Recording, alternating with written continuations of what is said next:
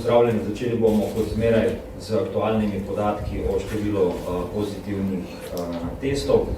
Ta trenutek imamo v Sloveniji 47 pozitivnih testov, v Ljubljanski regiji 27, na Dolenjskem in v Beli krajini 12, na Štajerskem 3 in 3 pozitivne primere na Primorskem. Se počujem, imamo še enega v Murski Soboti.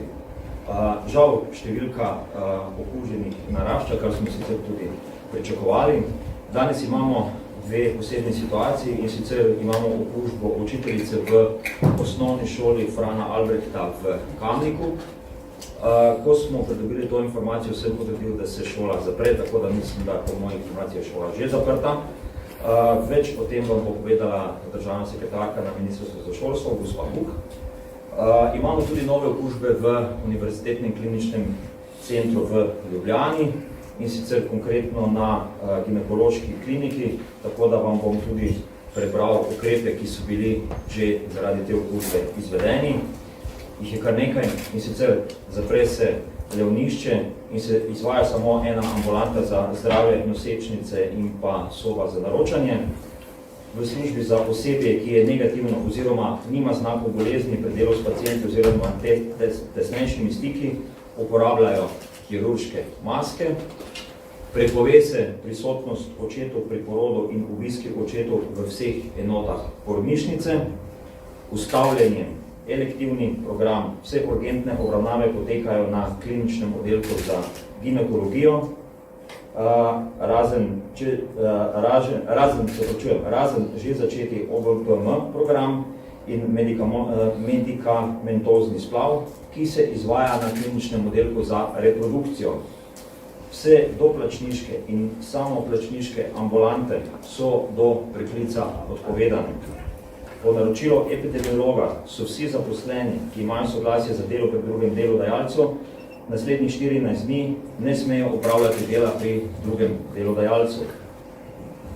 Očetje, ki prihajajo po porodnice, po odhodu domov, ki se obravnavajo kot zdrave nosečnice, odidejo na oddelek brez maske in v čim krajšem možnem času zapustijo porodnišnico. Očetje z znaki prehladnih obolenj počakajo na vhodu porodnišnice. To so ukrepi, ki so bili izvedeni v kliničnem centru.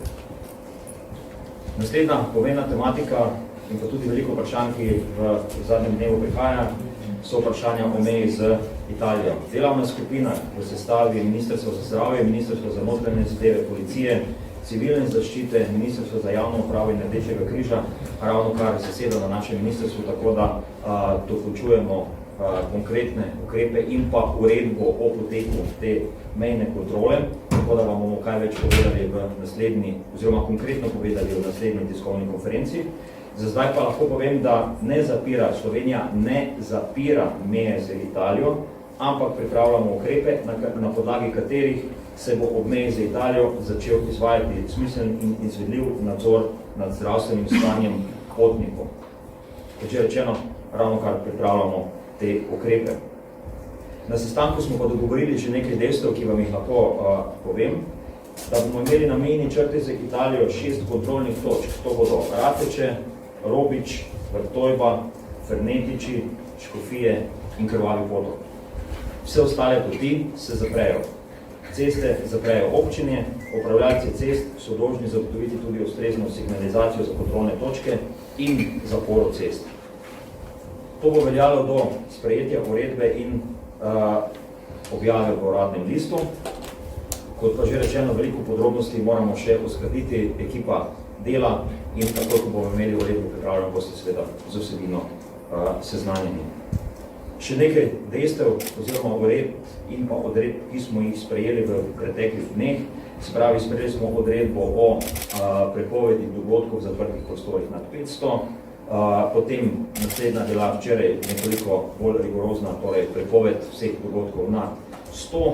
Pripravili smo tudi danes odredbo, ki jo bom tako po tiskovni konferenci tudi podpisal, in sicer, da se začasno zaustavijo vsi preventivni programi, ki jih trenutno izvajamo v zdravstvenem sistemu in zdravstveni kader, torej tako zdravnike kot medicinske sestre, razporedimo na tista delovišča, kjer nam trenutno kadra primanjkuje ali pa računamo, da se bo to zgodilo.